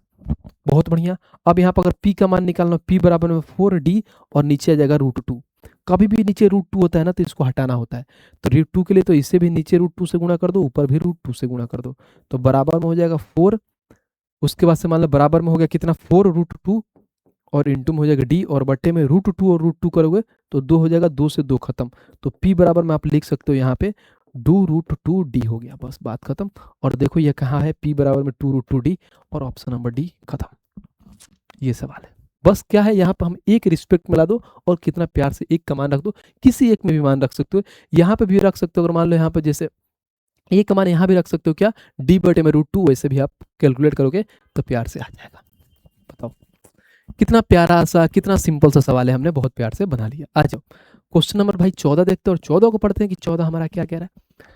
कह रहा एक वर्ग का क्षेत्रफल 36 सेंटीमीटर स्क्वायर है, इसकी भुजाओं के मध्य बिंदुओं को मिलाने से बने वर्ग का क्षेत्रफल ज्ञात करें।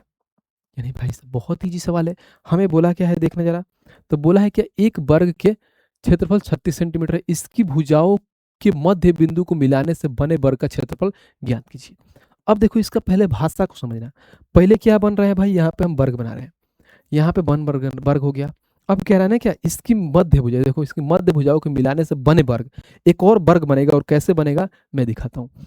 यहाँ भी इसका मध्य भुजा हो गया, यहाँ भी इसका मध्य भुजा हो गया, यहाँ भी हो गया, यहाँ भी हो गया। अब इसको सारे को आपस में मिलाओ, जब यहाँ से आपस में मिलाओगे ना तो भाई एक और वर्ग निकल के आएगा, और देखो ये वर्ग हो गया, यानी यहाँ पे बोल सकते हो कि एक और वर्ग ये हमारा बन के आ गया। अब जब यही बोला है तो ये वर्ग का क्षेत्रफल यानी इसका क्षेत्रफल निकालना है। अब देखो ये बहुत बढ़िया, बहुत अच्छा सवाल है, इसको प्यार से समझना। हमें मालूम है कि जो पहले वर्ग का क्षेत्रफल कितना है 36 था, तो हमें मालूम है कि वर्ग का क्षेत्रफल क्या होता है, ए स्क्वायर बराबर में 36, तो साइड का मान कितना आ गया, 6 आ गया। यानी बोलोगे जो बड़ी वाली वैल्यू इसका साइड कितना है भाई बताना जरा, तो 6 आ गया। यानी हमें सबका साइड हमें मालूम चल गया कि भाई ये 6 होता है। ठीक है, मैं लिख देता हूँ जो बहुत आसानी से आपको समझ में आएगी, कोई दिक्कत परेशानी नहीं होने वाली है। ये हो गया, ठीक है भाई, ये बहुत बढ़िया मैंने बना लिया, 6 आ गया, समझना। कभी भी अगर मान लो कोई चीज़ मध्य बिंदु से कट रही है, मान लो यहाँ से ये मध्य बिंदु से कट रहा है, ये चीज़ ये कट रहा है, तो जो ये लाइन होता है ये दो बराबर भागों में बंटता है। यानी इसका मान 6 है तो ये मान हमारा 3 आ गया, ये भी 3 आ जाएगा, ये भी 3, ये भी 3, ये भी 3, ये भी 3, ये भी 3, ये भी 3। ये समझाने के लिए लिख रहा हूँ, इतना कुछ नहीं होता है। और हम जब इसका मान निकालना है तो जितना है, देखो यहाँ पर जब देखोगे ना तो एक चीज़ बन रहा होगा। यहाँ पे मैं एक कलर भर रहा हूँ, ठीक है, प्यार से समझना, बहुत प्यार से। यहाँ पर कलर भरो, देखो ये दिख रहा होगा कलर, ये कलर दिख रहा होगा, यानी कहीं ना कहीं क्या है, ये देखो यहाँ पे क्या बन रहा है भाई साहब, राइट एंगल ट्रेंगल बन रहा है। यानी राइट एंगल ट्रेंगल, तो हम ये चारों राइट एंगल ट्रेंगल में से भाई साहब इस एरिया यानी इस वर्ग के एरिया को घटा देंगे तो भाई साहब इसका मान निकल के आ जाएगा। यही तो है। यानी ये चारों, ऐसे बोल सकते हो भाई कि एक मान लो ये पूरा क्या है, ये हमारे पास चारों है, ठीक है, इसमें का हम मान निकाल लेंगे, यानी पूरा वर्ग का एरिया, ऐसे ही बोल सकते हो पूरा बड़ा वाला वर्ग के एरिया में से इसका मान हम बाहर निकाल देंगे तो ये मान बच जाएगा। यानी कहने का मतलब ये है कि जो बड़ा वाला वर्ग है, समझना भाई, कि जो हमारा बड़ा वाला वर्ग है, ऐसे बोल सकते हो बड़ा वाला वर्ग है, इसमें से हम माइनस कर सकते हैं कितना भाई, 4, और ये राइट एंगल ट्रायंगल को, 4 राइट एंगल ट्रायंगल को माइनस बराबर कर, मतलब माइनस कर देंगे तो ये मान निकल के आ जाएगा। कितना बेसिक चीज़ें यही है। अब बड़ा वाला भाई साहब क्या, इसका मान हमें मालूम है कि कितना है, इसका एरिया कितना है, तो 36 है। 36 में से माइनस करना 4 ट्रेंगल, तो 4 ट्रेंगल, तो पहला ट्रेंगल के भाई साहब एरिया क्या होता है, ये देखो एरिया, तो हमें मालूम है 1/2 बेस इंटू में हाइपोटेनस, बेस और यहाँ पे सॉरी बेस इंटू परपेंडिकुलर, तो 3 इंटू टी। तो बोलोगे भैया ये 4 गो है, तो 4 गो तो हो गया, इंटू में 1/2, और भाई साहब इसका क्या हो गया, 3 इंटू 3, बात खत्म। ये मान लो कि हमारा 4 हटाओ, यहाँ से 4 हटाओ, मैं समझाना क्या चाह रहा हूँ। यानी जो पहला आ गया हमारा कितना है भाई, पहला अगर राइट एंगल ट्रायंगल का अगर एरिया निकालता हूँ तो इतना है, 4 गो है, तभी तो भाई साहब बड़ा वाला हमसे 4 को घटा देंगे तो हमारे पास ये जो खाली वाला मान है, यानी ये वाला वर्ग का एरिया निकल के आ जाएगा। तो इसलिए हमने यहाँ से 4 से गुणा कर दिया, खत्म। अब कैलकुलेट करो, यही सवाल का नाम पे है, कुछ नहीं है। 2 से 2 बार में ये 36 हो गया, माइनस में 3 दूना 6, 3 18, यानी 36 में से 18 घटाओगे तो 18 होगा, और 18 कहाँ है देखना, ऑप्शन नंबर ए। बताओ कितना टाइम लगा प्यार से समझाने में, लेकिन ये उसको लगता है लोग कि बहुत लल्लू सा सवाल है। सवाल है लल्लू सा, बस इसका अगर प्रोसेस आपको समझ में आए तब, अगर प्रोसेस समझ में आए तो ये बहुत आपके लिए टफ सवाल बन जाता है। बताओ मजा आ रहा है भाई, मजा आ रहा है तो वीडियो को लाइक करते हुए चलते रहना। आ जाओ क्वेश्चन नंबर 15 देखते हैं और 15 को पढ़ते हैं। भाई 15 हमारा क्या कह रहा है, कह रहा है एक वर्ग का परिमाप 14 सेंटीमीटर है, यदि वर्ग की प्रत्येक भुजा 1 सेंटीमीटर वृद्धि की जाती है तो इसका क्षेत्रफल 120 सेंटीमीटर बढ़ जाता है, तो x का मान बताएं। अच्छा सवाल है, बस समझना। इसमें बोला है क्या कि मान लो एक वर्ग का परिमाप है, पहले वर्ग बना लेते हैं, ठीक है, ये हो गया यहाँ पे वर्ग का है, पहले वर्ग का बोला है ना, इसमें ये बोला कि एक वर्ग का परिमाप कितना है, 14 सेंटीमीटर है, यदि वर्ग के प्रत्येक भुजा में x की वृद्धि की जाती है तो इसका क्षेत्रफल 120 सेंटीमीटर बढ़ जाता है। बहुत बढ़िया। अगर मान लो इसका परिमाप क्या है भाई, तो परिमाप क्या होता है, 4a बराबर में 14 दिया है, तो a का मान कितना हो जाएगा, 14/4, तो ये हो जाएगा 7/2, जिसको हम a का मान लिख सकते हैं भाई 3.5।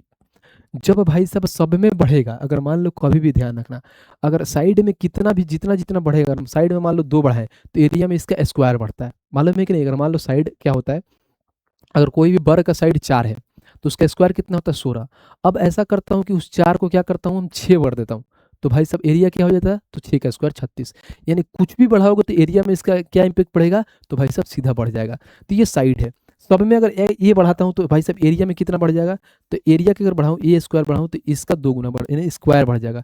तो 3.5 का स्क्वायर क्या होता है, 35 का स्क्वायर होता है 25, और 4 3 12, यानी 1225, यानी 4.25 बढ़ जाएगा। अब समझो क्या बोला है, बोला इसके क्षेत्रफल इतना बढ़ते, एक्स का मान बताओ। पहले कितना था भाई, हमें एक्स का मान बताना है। पहले कितना था, साइड 3.5 था, समझना 3.5 था, इसमें हम कितना बढ़ा रहे हैं, एक्स बढ़ा रहे हैं, तो जो हमारा एरिया बढ़ रहा है कितना बढ़ रहा है भाई, 120 सेंटीमीटर बढ़ रहा है। तो ये कितना था, 12 पॉइंट कितना 5 बढ़ रहा था, क्योंकि भाई साहब अगर मान लो इसका 3.5, जैसे साइड में कुछ बढ़ेगा तो एरिया में इतना स्क्वायर बढ़ता है, तो 12.25 ये था, और भाई साहब ये कितना 120। तो बोलोगे भैया यहाँ पे आ गया, और कहीं ना कहीं ये क्या है हमारे भाई साहब, ये साइड का स्क्वायर करते हैं तो क्या आता है, एरिया आता है। साइड का स्क्वायर एरिया है, तो ये हमारा साइड है, इसका स्क्वायर करूंगा तो ये एरिया निकल के आ जाएगा। बस हम यहाँ से एक्स का मान फाइंड करना है। देखो यहाँ से ये हो गया 3.5 प्लस में एक्स स्क्वायर हो गया, ठीक है, बराबर में 1225 और 100, यानी ये बोलोगे 132.25 है। मैं ऐसा करता हूँ, इस स्क्वायर को उधर भेजूंगा तो उस पर रूट चढ़ जाएगा, तो बोलोगे भैया कि 3.5 प्लस में एक्स बराबर में ये रूट में हो जाएगा 132.25, तो इसको निकालो रूट से बाहर, तो रूट से बाहर निकालोगे तो 132 25 और बट्टे में हो जाए क्या 100 हो गया। अब काटो, जब मैंने यहाँ पे काटने गया तो काटो इसको, 25 से काटा इसको तो 25 25 125 7 72 25 दूना 50 फिर 25 9 225 और बट्टे में 25 चौका 100, यानी यहाँ पे आ गया 4 बार में ये, तो 529 बट्टे में 4। तो यहाँ पे क्या है भाई देखना जरा, तो 3.5 प्लस में x, 529 का स्क्वायर रूट से बाहर निकालोगे तो 23 होता है, और यहाँ पे बचे कितना भाई 4 का बाहर निकालोगे तो 2 होता है। तो हम ये भी बोल सकते हैं भाई कि 23 बटे में 2, जिसको हम क्या लिख सकते हैं, तो ये लिख सकते हैं 11.2, यानी 11.2 है। x का मान निकालना है भाई 11.5 होगा, माफ करना ब्रो, आधा होता है 11.5। अब x का मान निकालना है तो 3.5 इधर, 11.5 में से 3.5 घटाओगे तो कितना होगा, तो x बराबर में 8 होगा, और यही पूछा है x का मान कहाँ है, तो x का मान ऑप्शन नंबर बी। खत्म, ये सवाल था। आया मजा, कितना अच्छा सवाल था। बस आपको समझना था कि जितना वो बढ़ा रहा है ना ये वाला, कि अगर मान लो यदि वो प्रत्येक भुजा में x की वृद्धि कर रहा है तो इसका क्षेत्रफल में x बढ़ रहा है, यानी पहले 3.5 था, तो क्योंकि 3 पॉइंट पहले तो भाई उसका साइड निकालोगे, तो साइड जब बढ़ेगा, माने साइड में से कोई चीज़ एरिया में बढ़ाओगे तो साइड का स्क्वायर बढ़ता है, यानी 3.5 का स्क्वायर बढ़ेगा, इसमें ऐड करके प्यार से आप निकाल सकते हैं। तो एक अच्छा सवाल था, इसमें बच्चे कन्फ्यूज हो सकते हैं बट आपको नहीं होना है। ठीक है भाई, उम्मीद करता हूँ बहुत अच्छे समझे होंगे। आइए नेक्स्ट चलते हैं और क्वेश्चन नंबर 16 देखते हैं कि 16 हमारा क्या कहता है। कह रहा 320 रुपये प्रति हेक्टेयर की दर से किसी वर्गाकार खेत की जुताई की लागत कितना है भाई, 8880 है। बहुत बढ़िया, इसका क्षेत्रफल ज्ञात कीजिए। 1 हेक्टेयर बराबर में कितना होता है, इतना का प्रयोग करना है, 1 हेक्टेयर बराबर में 10,000 मीटर स्क्वायर होता है। बहुत बेसिक सवाल, बहुत ईजी सवाल है। हमें मालूम है कि 320 रुपये हेक्टेयर है, और जुताई के लिए कितना लागू हो रहा है, यानी कोई भी मान लो हमारे पास एक खेत है जो वर्गाकार है, उसको जोता जा रहा है, जिसको कितना पैसा लग रहा है 2880, तो 1 हेक्टेयर के लिए कितना पैसा लगेगा वो निकाल लो। तो बोलोगे भैया टोटल पैसा लग रहा है 2880, और 1 हेक्टेयर में कितना लग रहा है 320, तो हमें पता चल जाएगा कितना हेक्टेयर भाई सब जोते हैं। बहुत बढ़िया, काटो, जब यहाँ से काटोगे तो 1 जीरो से 1 जीरो खत्म, 8 चौका 32, 8 तरीके 24, 8 छके 48, 4 से काटोगे तो 9 हो जाएगा। तो भाई सब 9 हेक्टेयर जोते हैं, और 1 हेक्टेयर में कितना मीटर होता है, तो 1000 मीटर होता है, तो इंटू में 1000 से गुणा 10,000 से गुणा कर लो, तो बोलोगे भैया कि 90,000 हो जाएगा। यानी 90,000 कहाँ है भाई देखने जरा, तो 90,000 ऑप्शन नंबर डी। खत्म, ये सवाल है। और देखो इतना लल्लू सा सवाल, और पूछा कहाँ है भाई साहब, तो आरआरबी एनटीपीसी का सवाल है और सीबीटी 2 में। देखा, तो भाषा की खेल है, भाषा को पकड़ लिए तो बहुत आप प्यार से बना लेंगे, बाकी इसमें कुछ है ही नहीं। ठीक है भाई, आ जाओ नेक्स्ट पे चलते हैं भाई, और क्वेश्चन नंबर 17 देखते हैं कि 17 हमारा क्या कहता है, और 17 को पढ़ते हैं। कह रहा एक वर्ग का परिमाप 56 मीटर लंबाई और 42 मीटर चौड़ाई वाले एक आयत के परिमाप के बराबर में है।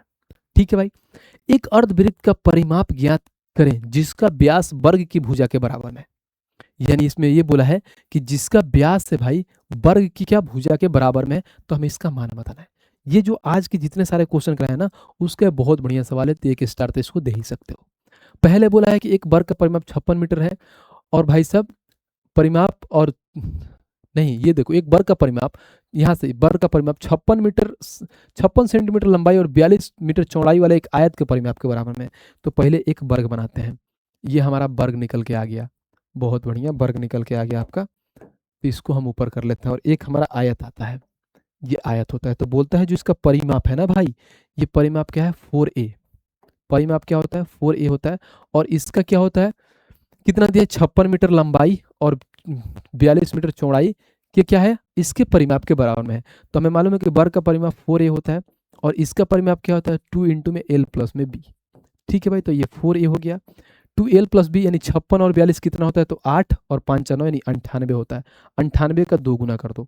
ठीक है भाई, अब देखो इसको 2 से काटोगे तो 2 बार में खत्म, 2 से काटोगे 49 बार में खत्म, तो ए बराबर में 49 आ गया।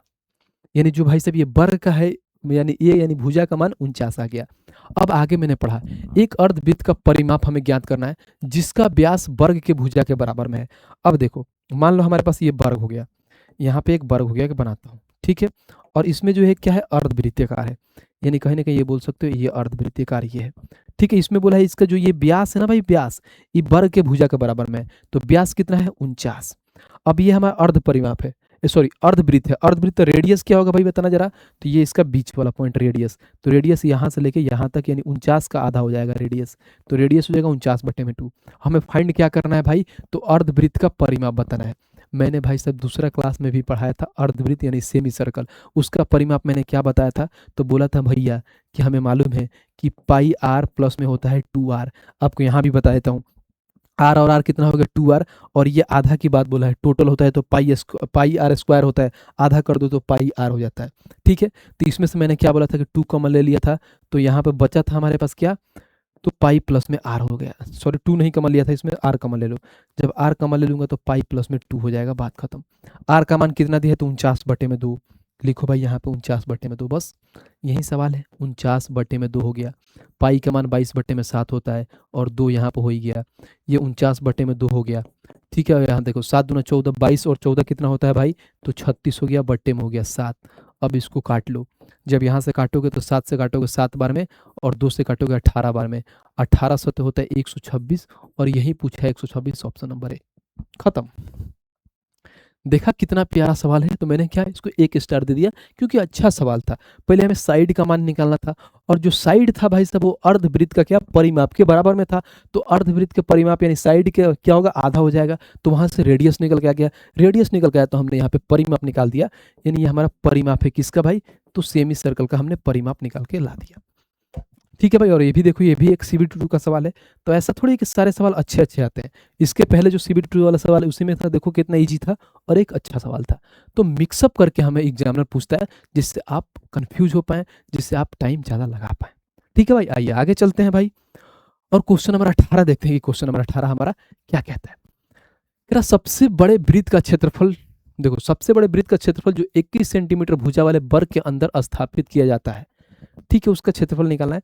एक वर्ग है भाई, अब इसके अंदर सबसे बड़े क्या है भाई, एक वर्ग के अंदर सबसे अंदर है। ठीक है भाई, अंदर है तो कोई दिक्कत नहीं, इसको हटाओ, अंदर वाला बनाओ। ठीक है, सबसे बड़े अंदर यानी सारे को टच करेगा, ये हमने गलत बना दिया। यहाँ पे सबसे बड़े अंदर यानी हम यहाँ से बना सकते हैं ये सर्कल। भाई प्यार, फीलिंग को समझना भाई, ये सर्कल ऐसा मत देखना कि भैया आपने अंडा बना दिया है, तो फीलिंग को समझना। तो बोला है क्या कि सबसे बड़े वृत्त के क्षेत्रफल जो 21 सेंटीमीटर भुजा वाले वर्ग के अंदर स्थापित किया गया। हमें सिर्फ क्षेत्रफल पूछ दिया इसका, हमें ये नहीं पूछा है कि बाहर घटा के इसका बताओ, हमें इसका क्षेत्रफल पूछ दिया। तो इसका क्षेत्रफल पूछ दिया है, और यहाँ पे क्या दिया है बताना जरा। बड़े वृत्त का 21 सेंटीमीटर भुजा वाले वर्ग के अंदर है, 21 सेंटीमीटर भुजा वाले। तो भाई साहब ये भी 21, क्योंकि भुजा 21 है तो वर्ग के चारों साइड बराबर होते तो 21 हो गया। और इसका डायमीटर खींचूंगा तो ये पूरा 21 होगा। मालूम है भाई डायमीटर, तो भाई साहब हमें मालूम है कि सर्कल का रेडियस आधा होता है, तो इसका जो रेडियस हो जाएगा 21/2 हो गया। रेडियस आ गया तो हमें निकालना ही क्या, तो हमें क्षेत्रफल निकालना है। तो मालूम है कि सर्कल जो होता है भाई, सर्कल सर्कल का क्षेत्रफल क्या होता है, पाई आर स्क्वायर। अब यहाँ से क्या करोगे, पाई का मान 22/7 होता है, और रेडियस क्या है, तो 21/2, 2 बार है, स्क्वायर है तो 2/2 करोगे। अब देखो बहुत ऐसे बच्चे या तो पूरा ऐसे ऐसे बनाते हैं, वैसे कर लेते हैं। अब हम डायरेक्ट बना लेते हैं, हम यहाँ तक तो इसका बेसिक बना लिए, और बेसिक बना के इसका आप यहाँ पे लाके अपना आंसर मार लोगे। लेकिन अगर एग्जाम में रहते तो उस केस में इसको कैसे सॉल्व करते हो मैं बताता हूँ। हमेशा अगर कोई भी चीज़ पूछे, अगर उसमें कहीं ना कहीं पाई का मान आ गया, और पाई का मान 22/7 लेके आपको बनाना है, तो एक बार आप क्या करोगे, 11 का मल्टीपल चेक कर लोगे। अगर ऑप्शन 11 से कट रहा है तो वही हमारा आंसर हो जाएगा, अगर एक मिल गया तो। अगर 2 ऑप्शन मिल गए जो 11 से कट रहा है, तो फिर हम बेसिक से बनाएंगे, जो है प्रोसेस से ऐसे जाएंगे। बट इसमें देखा तो मैंने 11 का यहाँ मिल गया, यानी जो ऑप्शन होगा 11 का मल्टीपल होगा। और 11 का मल्टीपल ये बोलता है कि ऑड प्लेसेस को आपस में ऐड करो, इवन प्लेसेस को आपस में ऐड करो, दोनों का डिफरेंस लो, या तो 0 नहीं तो 11 का मल्टीपल होना चाहिए। 0 और 11 का मल्टीपल हो गया तो 11 से कटेगा। सिंपल से सवाल है, चेक कर लेते हैं। आ जाओ, यहाँ पे देखो 7 और 3 10 में से 4 घटेगा, 6 आएगा, 11 से नहीं घटेगा। 3 और 1 4 और 5 5 10, 10 में से 4 घटाओगे 6 आएगा, खत्म। यहाँ पे देखो 6 3 9 और 5 4 9, दोनों डिफरेंस 0 हो गया, ऑप्शन नंबर सी हो गया, बात खत्म। फिर भी देख लेते हैं ये वाला, 3 हो गया और 5 3 10 में से 3 घटाओगे 7 होगा, ये भी खत्म। तो एक ही ऑप्शन है, ऑप्शन नंबर सी, खत्म। बाकी इसको आप पूरा बेसिक से भी बना सकते हो, कोई दिक्कत नहीं जब यहाँ तक आ गए हो। अब देखो इसको अगर मैं काटूंगा, 2 से काटूंगा तो भाई कितना बार में कटेगा, 11 बार में। 7 से काटूंगा तो 7 3 21 में।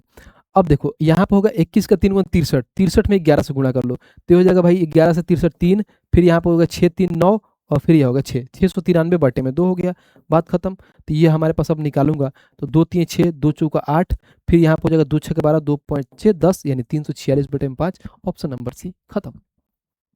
ये सवाल था, बताओ इस सवाल में कुछ दम था। और ये भी देखो भाई साहब, आरआरबी एनटीपीसी का सवाल पूछा हुआ है। आ जाओ भाई, अब यहाँ भाई साहब टोटल कंप्लीट हुआ हमारा क्या, तो 3 मैंने पढ़ लिया भाई। एक तो भाई साहब चतुर्भुज, आयत और यहाँ पे स्क्वायर जिसको बोलते हैं भाई वर्ग। 3 चीज़ हमने कंप्लीट कर दिया। अब जो बचा जैसे रोम्बस बचा है, उसके बाद से देखो तो हमारे पास ट्रेपीजियम बचा है, जो बाकी चीज़ें बचे हैं उसको एक और क्लास लूँगा और उसमें कंप्लीट करा दूँगा। तो ये रहा भाई मेरे तरफ से जो मैंने पूरा कंप्लीट करा दिया। अगर ऐसे ही आपको नंबर ऑफ क्वेश्चन प्रैक्टिस करना है, नंबर ऑफ क्वेश्चन प्रैक्टिस करना है तो ये बुक मंगाओ, क्योंकि देखो इसमें टोटल 3500 प्लस क्वेश्चन है और जितने सारे चीज़ें करा रहा हूँ यानी 2000 प्लस क्वेश्चन मैं खुद अपने इस रेलवे फाउंडेशन बैच में पढ़ा रहा हूँ, वो भी टाइप वाइज पढ़ा रहा हूँ। चीज़ों को एकदम बेसिक से हर टाइप में जो क्वेश्चन आ रहा है उस क्वेश्चन को मैं करा रहा हूँ। जैसे मान लो एक टाइप में समझो हमारे पास एक टाइप में 10 क्वेश्चन है, तो इसका समझो मैंने 6 क्वेश्चन करा दिया, तो आपको 4 क्वेश्चन में देता हूँ। तो अगर मान लो भाई साहब 6 क्वेश्चन तो आपने पढ़ के अपने कॉन्सेप्ट को बिल्ड कर लिया, बहुत अच्छे से समझ लिया। अगर नंबर ऑफ क्वेश्चन प्रैक्टिस नहीं करोगे तो बाद में टाइप को भूल जाओगे। तो ये 4 क्वेश्चन आपको खुद करना होता है, इसलिए मैं वो छोड़ देता हूँ। तो वो चीज़ें कहाँ मिलेगा, तो इस बुक में मिलेगा। और इस बुक जो अभी जानते हो 2018 से लेकर अभी तक अपडेटेड, यानी 2025 में जितने सारे एग्जाम हुए ना, सबका भाई साहब बढ़िया बढ़िया क्वेश्चन लेकर कंपाइल करके इसमें डाल दिया गया है एकदम बढ़िया सॉल्यूशन के साथ। तो इस बुक को मंगाओ भाई, और सारे एग्जाम को कवर करता है, एनटीपीसी, आरपीएफ, एसआई, कांस्टेबल हो गया, LP technician, group D, RRB, JEE, other railway exam जितने सारे हैं। क्योंकि भाई साहब रेलवे फाउंडेशन में पढ़ा रहा हूँ तो ऐसा थोड़ी है कि कोई एक एग्जाम को मैं टारगेट कर रहा हूँ, नहीं, जितने भी आरआरबी एग्जाम कंडक्ट कराती है सारे के लिए मैं मैथ्स पढ़ा रहा हूँ और इसी से पढ़ा रहा हूँ। और ये बुक मात्र आपको जानते हो कितने मिल जाएगा, 300 रुपये में मिल जाएगा। और ये 300 रुपये में जानते हो, या तो इंग्लिश मंगा लो, इंग्लिश मीडियम से पढ़ते हो, हिंदी मंगा लो, हिंदी मीडियम से पढ़ते हो, अलग अलग हिंदी और इंग्लिश में दोनों में प्रकाशित है। 300 रुपये में ये आपको मिल जाएगा भाई साहब। आपको ये फ्लिपकार्ट पे मिल जाएगा। अब उसके बाद से ये फ्लिपकार्ट हो गया आपने, और उसके बाद से ये अमेजन पे भी मिल जाएगा। ठीक है भाई, फ्लिपकार्ट और अमेजन पे मंगा सकते हो, विद डिलीवरी नहीं लगता है, एक भी 300 रुपये में के साथ ही डिलीवरी उसमें ऐड रहता है, आ जाता है। बाकी फिर भी अगर ये चीज़ें वहाँ पर नहीं आपको मिल पा रहा है, नहीं खोज पा रहे हैं, तो कहीं भी लोकल बुक शॉप पे जाइए और बोलिए हाँ मैं आदित्य रंजन सर का ये रेलवे मैथ्स यानी रेलवे गणित की बुक चाहिए, तो बाकायदा वो बुक आपको मंगा के देगा। ठीक है भाई, बाकी इस बुक का डिस्क्रिप्शन में मैं इस लिंक डाल दूंगा, तो वहाँ से भी आप परचेज कर सकते हैं। आ जाओ भाई, बाकी जो आज मैंने पढ़ाया है उसका जो क्लास नोट्स है भाई, ये एआर पब्लिकेशन के टेलीग्राम चैनल पे आपको दे दिया जाएगा, तो इसको आप ज्वाइन कर लीजिए। ठीक है भाई, इस पर बहुत सारी चीज़ें दी जाती है, जितने भी एग्जाम से नोटिफिकेशन आता है इस पर डाल दी जाती है। बाकी आपको सिर्फ एक ही काम करना है, भाई आप लोगों के लिए इतना मेहनत कर रहा है, एकदम फ्री में हर एक चीज़ आपको डिलीवर कर रहा है, तो उसके लिए भाई सब इस वीडियो को हर जगह पर शेयर करिए, क्योंकि आप शेयर करने में कतराते हैं, बताते नहीं हैं। बताओ कि जो भाई है आपका फ्री में बहुत अच्छे से चीज़ों को करा रहा है, एकदम टाइप वाइज एकदम पूरा बेसिक से लेकर हाई लेवल की चीज़ों को कवर करा रहा है, तो हर जगह पर शेयर करिए। बाकी कमेंट करके भी बताइए कि आपको क्लास कैसी लगी, क्लास में और चीज़ें क्या ऐड ऑन करनी चाहिए वो भी बताइए, या इतना इनफ है आपके, मेरे हिसाब से तो इतना इनफ है जो एग्जामिनर यहाँ तक पूछ सकता है। लेकिन फिर भी लग रहा है कि आपको और हाई लेवल की चीज़ों करना है, तो वो भी आप बताइएगा, तो मैं नेक्स्ट क्लास में इसमें ऐड ऑन करके लाऊंगा। ठीक है, बाकी भाई साहब इसका लाइक करना है, और सबसे बड़ी बात है कि इस चैनल को सब्सक्राइब करना है, क्योंकि जब तक सब्सक्राइब नहीं करिएगा आपके पास नोटिफिकेशन नहीं जाएगा, आप वीडियो देख नहीं पाइएगा और आप लेट हो जाइएगा। ठीक है भाई, तो चैनल को सब्सक्राइब करके रखना है। ठीक है भाई, आज के लिए इतना ही, मिलते हैं नेक्स्ट वीडियो में, तब तक के लिए जय हिंद।